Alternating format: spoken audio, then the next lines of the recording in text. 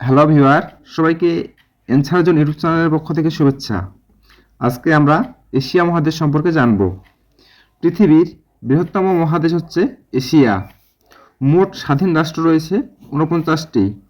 বৃহত্তম দেশ রাশিয়া। সর্বাধিক জনসংখ্যার দেশ হচ্ছে চীন। বৃহত্তম দ্বীপ বর্নিও। বৃহত্তম মরুভূমি গোবি মরুভূমি।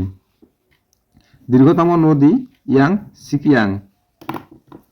উচ্চতম পর্বতশৃঙ্গ মাউন্ট এভারেস্ট। বৃহত্তম হ্রদ কাস্পিয়ান সাগর।